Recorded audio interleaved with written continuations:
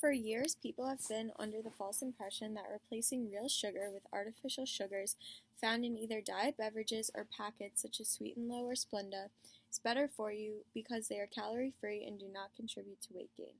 However, this is a very false impression.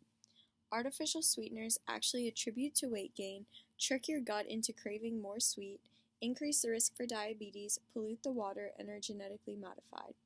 Artificial sweeteners are nothing but small packets of doom. Artificial sweeteners attribute to weight gain because they dull your taste buds and trick them into wanting something sweeter. Because they are 0 calories, they also trick your gut into anticipating a high-calorie food, causing your body's hunger signals to go out of whack. As a result, a person will overeat, usually something sweet and high in calories, to compensate for the mixed signs their body is getting. For example, many people accompany their cup of coffee with a large sugary blueberry muffin. This is due to the fact that the thin, unsatisfying consistency of the artificial sweeteners makes you crave something sweet and dense, and in turn you will overeat in an effort to satisfy the hunger. People who drink diet soda are at an increased risk of developing type 2 diabetes. The sweeteners alter the composition of the bacteria in our intestines and sets us up for glucose intolerance, which is when too much glucose circulates through the bloodstream and leads to type 2 diabetes. Artificial sweeteners also cause pollution because they are designed to be able to withstand the harsh conditions of our body, so they will not break down and add additional calories. Because of this, they also do not break down in the environment and are found in our water supply sources after long periods of time. The fourth harm of artificial sweeteners is that they are genetically modified. We are taught to stay away from foods that are genetically modified, but very few people know that artificial sweeteners, such as sucralose and aspartame, can be made from corn, soy, or sugar beets, which generally are genetically altered to resist harmful pesticides.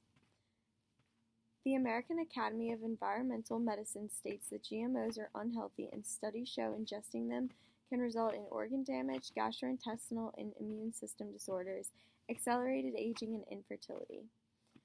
They also show GMOs can leave materials inside of us, causing long-term problems. For example, genetically modified corn, one of the ingredients in artificial sweeteners, has left toxic insecticides in the blood of pregnant women and their unborn fetuses. Everyone knows that real sugar is bad for you and causes weight gain and diabetes, but that does not mean replace it for artificial sweetener, because clearly it is equally as bad for you. Sugar and artificial sugar pose serious health concerns in our population, so what can be done to stop this? There are 2 common ways to limit consumption of harmful or unwanted products in a population: banning and taxing. In order to limit the consumption of harmful excess sugar and sweetener, policymakers should tax the sellers of these products. However, controversy also often occurs when something is banned because the public feels as though their freedoms are being taken away. Therefore, taxing the sellers would be a more publicly accepted approach because the public people would not feel directly targeted. People will still continue to use artificial sweeteners and consume sugary drinks because we are human and are resistant to change. For example, people know cigarettes are bad for them, but that does not mean they will completely stop buying them. However, we can encourage less sales on sweeteners by taxing the sellers because it becomes more expensive to process the product, and they will be encouraged to sell less. The same goes for real sugar. A tax should be placed on sellers who sell soft drinks larger than 24 ounces. By placing a tax on the sellers for sizes larger than 24 ounces, companies will be less inclined to make large and extra large size cups, leading to decreased availability of large and extra large size sugar bombs. Another way to implement a solution to excessive artificial sugar consumption is to require manufacturers of artificial sweeteners such as Splenda, Sweet and Low, and Equal to require a warning label on the packaging. This label would need to include the harms of artificial sweeteners attributing to weight gain, diabetes, pollution, and genetic modification. If we care about the well-being and health of the American people, something must be done to stop the rapidly increasing obesity rates, chronic disease, pollution, and harms caused by genetic modification.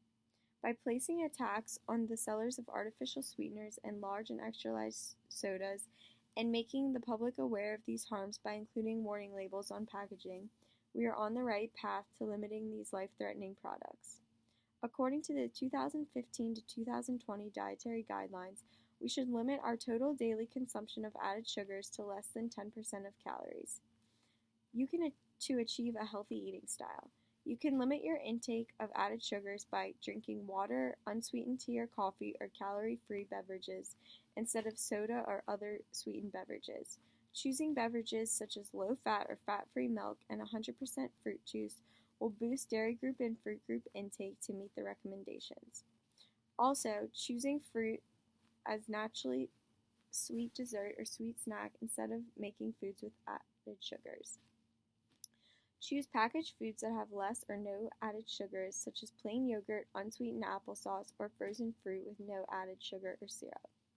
The goal is not to make people feel like their liberties are being taken from them. The goal is to give people the liberty to choose how to live a long, happy, and healthy life.